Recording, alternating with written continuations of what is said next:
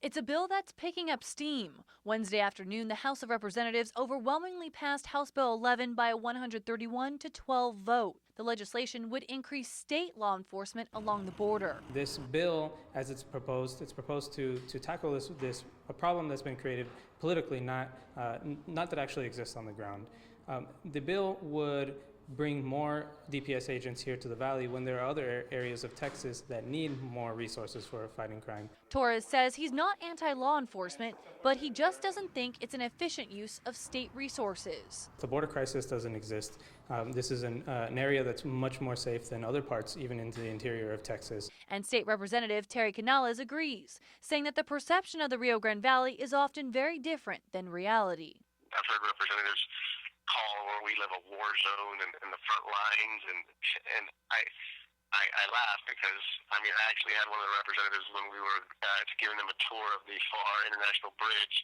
It's one of the most successful bridges in the United States as far as produce and commerce goes, asked if we were going to get bulletproof jackets. Representative Canales says he voted in favor of House Bill 11, but only after adjustments were made to the bill. Previously, the bill stated that if an individual recklessly encourages someone to stay in the United States, that individual would have committed a felony.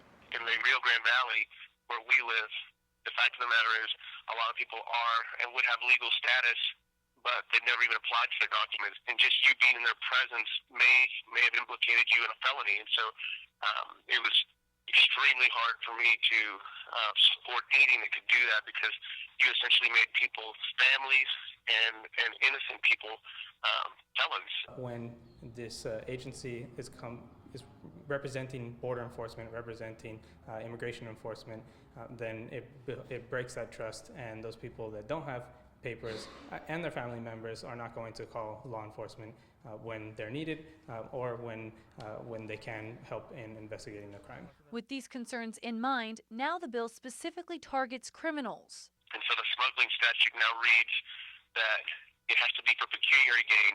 They have to show that you were doing it for money, and you're trying, and you had to have intentionally done it.